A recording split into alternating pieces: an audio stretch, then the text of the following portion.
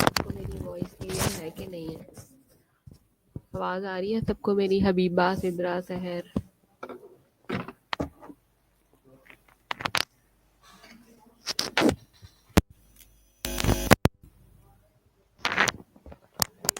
जी सबको आवाज क्लियर आ रही है क्लियर?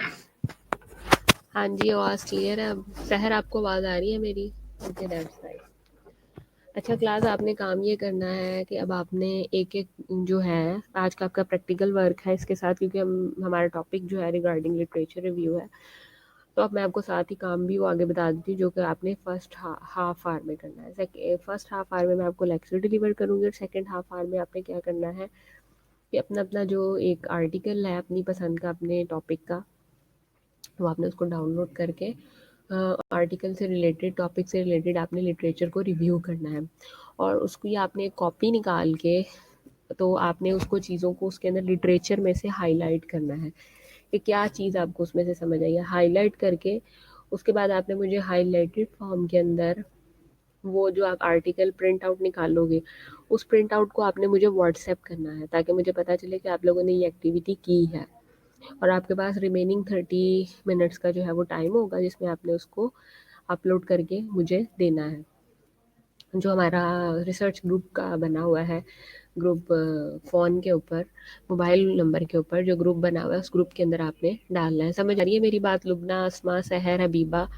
कि आपने जो भी अपनी मर्ज़ी का कोई भी टॉपिक ले ले, उस टॉपिक पे ऊपर आपने आर्टिकल को डाउनलोड करना है।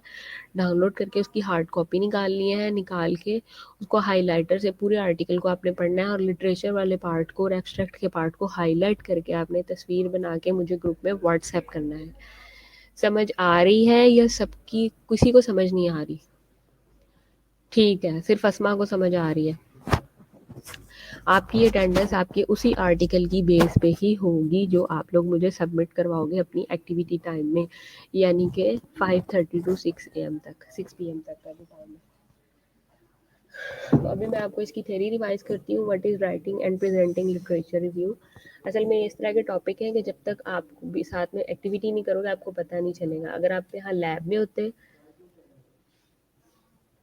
तो लैब में मैंने आपको कंप्यूटर लैब में भेज देना था आपके सेकंड हाफ आवर में, लेकिन अनफॉर्चुनेटली नहीं हो। आप इस वक्त आईटी लैब में अपने घर में हो, वहाँ कंप्यूटर मौजूद है। वहाँ से आपने मुझे एज ए एविडेंस मेरे व्हाट्सएप के ऊपर अपना अपना कैप्चर, अपना अपना कैप्चा बना के भेजना है अंडरलाइंड हुआ हुआ। ठीक है, ओके हम स्टार्ट करते हैं अपना lecture, writing and presenting literature review. या हम रिसर्च के अंदर लिटरेचर रिव्यू किस तरह करते हैं।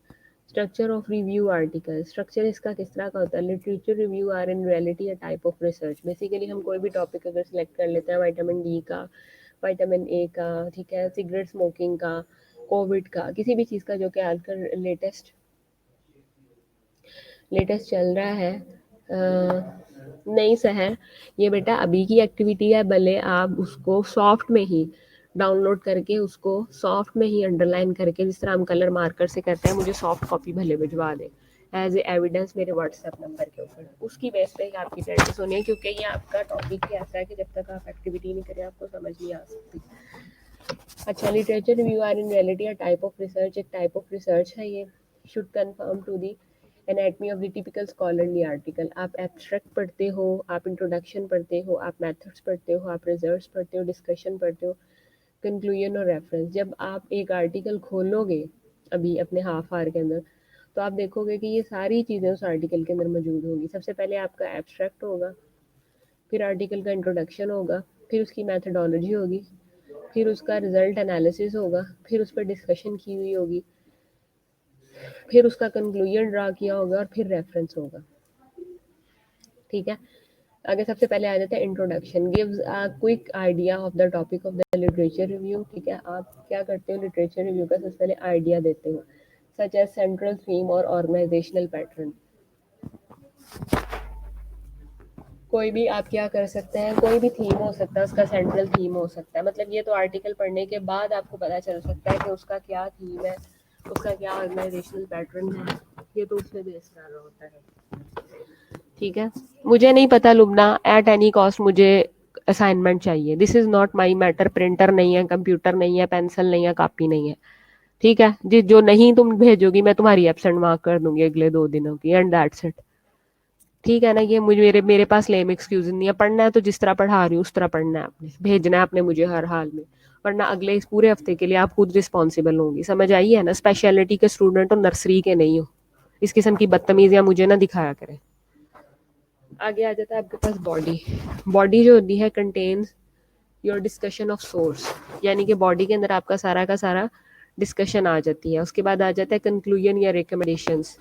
उसमें आ जाता है discuss what you have drawn from reviewing literature so far, where might the discussion proceed. ठीक है, मतलब कि आप उसमें आप रिकमेंडेशन भी देते हो और नतीजा भी निकालते हो। मतलब अगर मिसाल के तौर पे सहर ने या इफ्रा ने कोई रिसर्च की है तो उसने अब तक का नतीजा निकाल के उसने आगे से डिस्क्रिपेंसीज को भी बता दिया है और रिकमेंडेशंस दे दी हैं कि आगे आने वाला रिसर्चर जो है वो इस टॉपिक के ऊपर स्टडी करे, उसको इस टॉपिक पे स्टडी करने की ज़रूरत है। मेरा काम यहाँ तक था, मैंने यहाँ तक कर दिया है।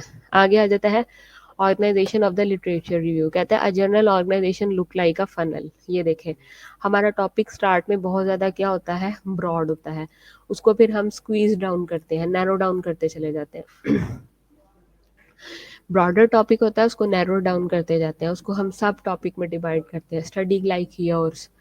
ठीक है, उसके बाद है how to organise studies, chronological order के अंदर करते हैं, by publication data, by trend. Thematics में हम थीम देखते हैं, structure which considers different themes. Methodological में हम फोकस करते हैं on method of the researcher, for example qualitative versus quantitative approach, कि मतलब क्वालिटेटिव अप्रोच है या क्वांटिटेटिव अप्रोच है, ये सारी चीज़ें हम देखते हैं। ठीक है, उसके बाद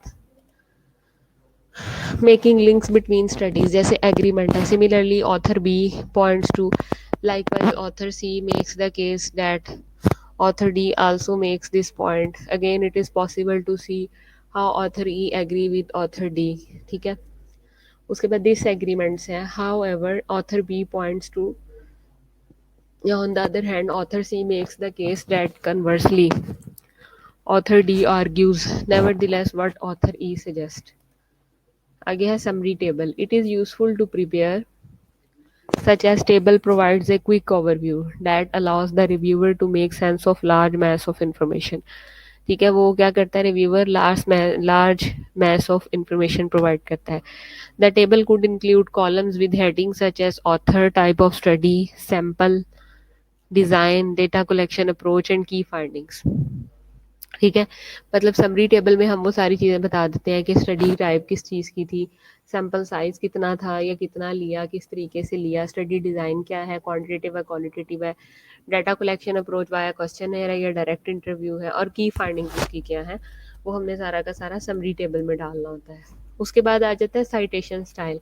साइटेशन वो होती है जब हम कोई भी रिसर्च आर्टिकल जो है उसको राइट अप करते हैं तो उसकी जो एक पूरा सेंटेंस होता है उसको ख़ास किस्म की एक लैंग्वेज के अंदर, एक सेंटेंस को एक ख़ास लैंग्वेज फॉर्मेट के अंदर लिखना होता है, उसको बोलते हैं साइटेशन स्टाइल्स। तो information prominent citation examples for viscoelastic fluids, the behaviour of the time depend stresses in the transient shear flow is also very important. ठीक है, मतलब ये उसने एक लाइन लिखी तो उसने क्या किया, ये आगे उसने एक आपको साइटेशन का स्टाइल बता दिया, बॉजर एट आल डॉट कॉमा 1974। ठीक है, ये वैनकूवर स्टाइल है। ठीक है, एपीए स्टाइल सॉरी इसको बोलते हैं। ऑथर प्रोमिनेंट साइटेशन एग्जांपल जैसे 1983 developed a simplified theory using an analogy between heat and mass transfer and the equivalent heat transfer case.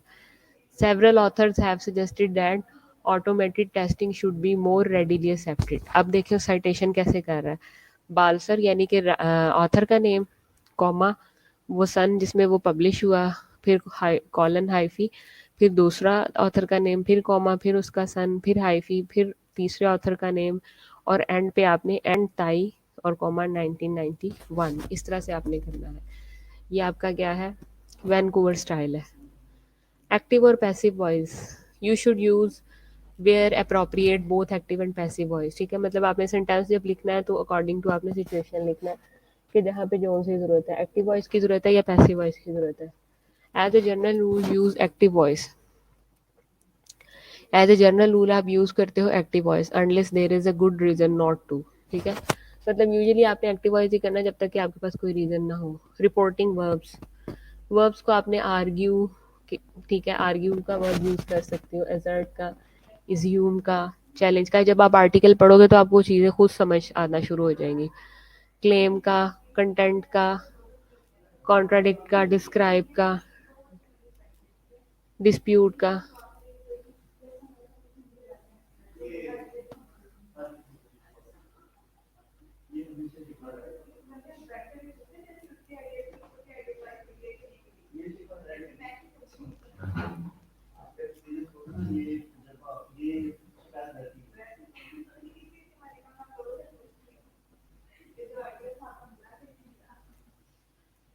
Emphasise हो गया, establish, examine, find, maintain.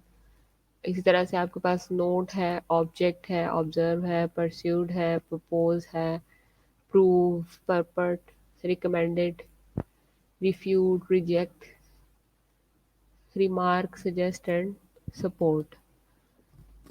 Verb tenses आपके present में भी हो सकते हैं। For example a statement about what the thesis chapter और section does. ये उसने कुछ एग्जांपल्स डिस्कस की हैं कि this thesis presents A report of N investigation into this chapter thus provide a basis for the next. In this section, the results from the first set of experiments are reported. A statement of generally accepted scientific facts. There are three factors that control the concentration of the aluminium in sea water. ये उसने example बताई है आपकी verb sentence की। The finite rate coefficients have an effect on heat transfer through a horizontal porous layer. ये active voice में उसने बता दिया। अब प्रेजेंट की अगर बात करें तो a review of current research work और research work of immediate relevance to your study. For example, Shilu's 2002 concluded that hydraulic rate has significant effect on future performance. ठीक है, ये वो प्रेजेंट में बात कर रहा है कि हाइड्रोलिक रेट जो है उसकी परफॉर्मेंस पे इतना असरअंदाज होती है या इतना उस हद तक सिग्निफिकेंट है उसके लिए। उसके बाद comments, explanation and evaluation statement made by you when you are reviewing previous study. मतलब उसने एक प्रेजेंट टेंस के अंदर स्टेटमेंट दे दी अपने रिसर्च के अकॉर्डिंग, अपने काम के अकॉर्डिंग। आपने उसकी रिसर्च को अगर प्रीवियसली देखना है, लिंक डेवलप करना है, तो आप उसको क्या करेंगे, एवेल्युएट करेंगे उसकी स्टेटमेंट को प्रीवियस स्टडी के साथ। मिसाल के तौर पे ये उसने 7 एग्जांपल दी है। Therefore this sequential approach is impractical in the real world, where projects are typically large and the activities from one stage may be carried out in parallel with the activities another stage. The reason for this anomalous result is that the tests were done at low hydraulic test at which the plastic packaging was not completely wetted. यानी कि ये उसने उसको साथ link develop कर दिया past के साथ, पास्ट की एग्जांपल लेके। अब ये पास्ट की रिपोर्टिंग उसने बताई है, report the contents, findings or conclusion of the past research. For example, Haberfield showed that the velocity of the many enzyme reaction was slowed down if the end product had an increased paradigmatic. Ellington 1999 ने इसमें found किया कि temperature varied significantly over the time. ये एक और present tense की example है citation की। Several studies have provided support for the suggestion that the amount of the phonological recording that is carried out depends on other graphic depth.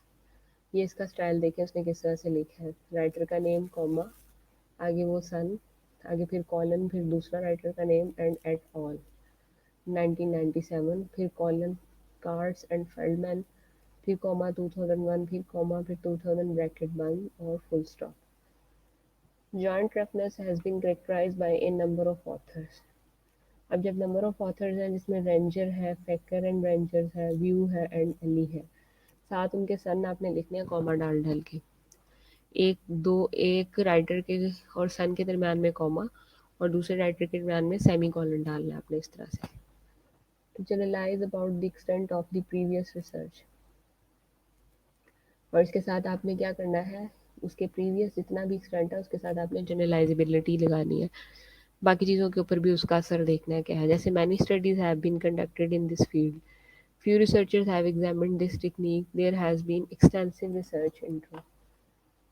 Writing process जो है वो आपका रफ ड्राफ्ट भी हो सकता है, फाइनल ड्राफ्ट भी हो सकता है, एडिटिंग की ऑप्शन भी आप छोड़ सकते हो एंड एडिट अगेन की ऑप्शन भी आप छोड़ सकते हो, क्योंकि वो एक आर्टिकल आपका फुल एंड फाइनल नहीं होता। आप जब किसी और से आप लिटरेचर को रिव्यू करवाते हो, have someone else look at your literature review, किस लिए देखेगा वो, क्लैरिटी के लिए, can they understand what you are trying to say. ठीक है, आप थर्ड पार्टी से अपनी वैल्यूएशन करा लेते हो, फ्लो चेक करते हैं, does the organisation make a sense, completeness देखते हो, are 3 areas left out, question left unanswered, statement without citation. एक अच्छा लिटरेचर रिव्यू जो है वो किस तरह से होगा, फोकस्ड होगा, कंसाइज होगा, लॉजिकल होगा, डेवलप्ड होगा, इंटरेक्टिव होगा और करंट होगा। फोकस क्या है, the topic should be narrow. जैसे हमने फनल शेप की बात की थी ना, कि टॉपिक जो है वो ऊपर से ब्रॉड होता है, हम उसको नैरो डाउन करते चले जाते हैं। Topic should be narrow, you should only present ideas and only report on study that are closely related to topic. आप सारी स्टडीज़ को कोट नहीं करोगे, बल्कि जो उससे मिलती जुलती स्टडीज़ हैं उनको कोट करोगे। नेक्स्ट है concise, idea should be presented economically, don't take any more space than you need to present your idea. Logic होनी चाहिए, कोई भी ऐसी आइडिया नहीं आपने देना जिसकी कोई लॉजिक ना हो। डेवलप्ड होना चाहिए, इंटरेक्टिव होना चाहिए। Your paper should stress how the ideas in the studies are related, focus on the big picture, current होना चाहिए। Your review should focus on work being done on the current edge of your topic। अब pitfalls क्या क्या है, vagueness हो सकती है due to too much और inappropriate generalization, या तो आपकी जो है वो टू मच या फिर inappropriate generalization होती है। ठीक है, बारिश हो रही है सुबह, देखें तो सही जरा, एकदम मैंने कहा पता नहीं कहाँ से आवाज आ रही है। उसके बाद लिमिटेड रेंज होती है, इनसफिशिएंट इंफॉर्मेशन होती है, इरेलीवेंट मटेरियल होता है, ओमिशन ऑफ कंट्रास्टिंग व्यू है और ओमिशन ऑफ रीसेंट वर्क है। ये सारे के सारे वो पिटफॉल्स हैं जो कि आपको डेली जो है वो देखने में मिलते हैं और आप उनको नज़रअंदाज नहीं कर सकते।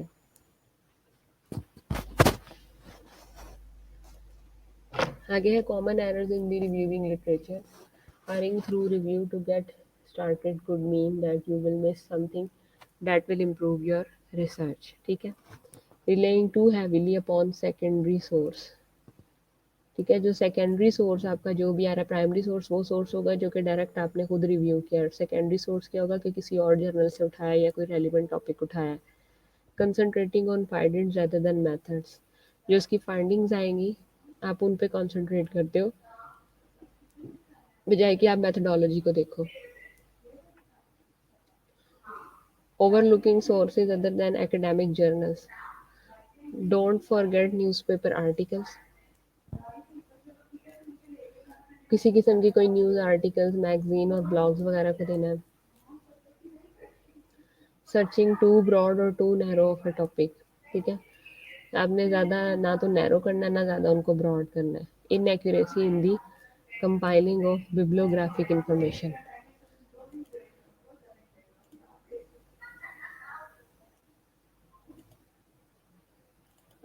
हाँ जी, अब बताएं कि ये चीज़ें आपने देखनी है, नोट करनी है, जिसमें फोकस्ड है, कंसाइज है, लॉजिकल है, डेवलप्ड है, इंटरेक्टिव है, करंट है। इस स्लाइड को ज़रा रिव्यू करें ताकि जब आप आर्टिकल रिव्यू कर रहे हो तो आपको ये स्लाइड जहन में होनी चाहिए। इसको जल्दी से 2 मिनट आपके पास, इसको ज़रा रिव्यू करें फ़ौरन।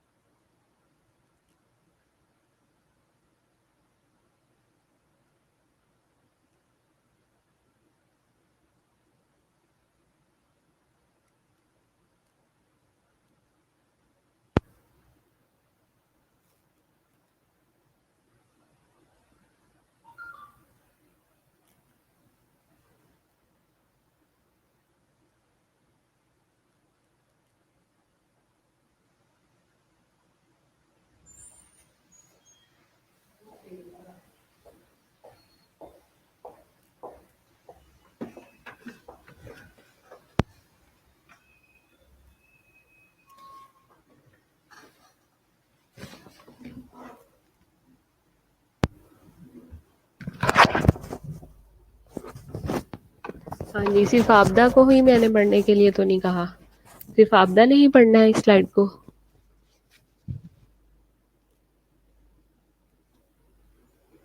बाकी किसी का कोई सब्जेक्ट नहीं है ये।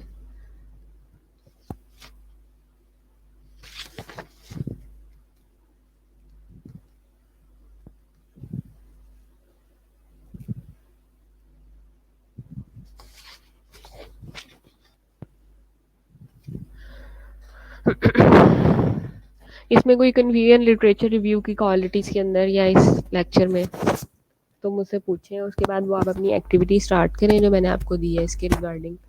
फिर आपकी अटेंडेंस मार्क होगी जैसे जैसे आप मुझे अपने व्हाट्सएप पे सेंड करते जाएंगे मेरे नंबर पे। आपका टाइम जो है वो अब स्टार्ट हो गया, अब आप उस पर काम करना शुरू कर दें।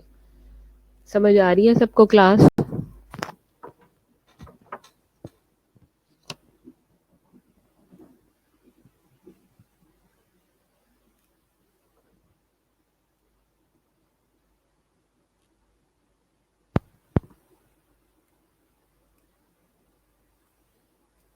क्या आपदा को समझ नहीं आ रही? क्या आपदा क्या हुआ है आपको? कोई कंफ्यूजन है असाइनमेंट बनाने में?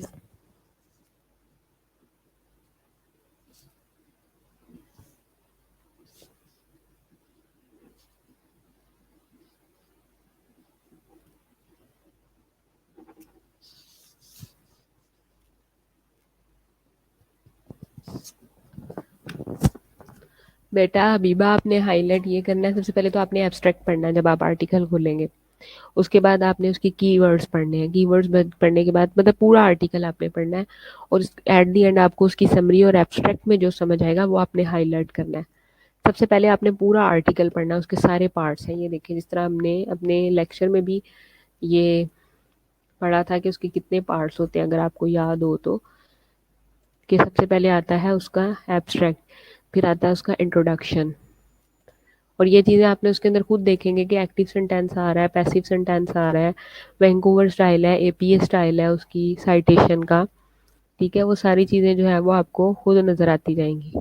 और पहले आप देखेंगे टॉपिक बहुत ज़्यादा ब्रॉडर होगा, फिर वो नैरो डाउन होता चला जाएगा।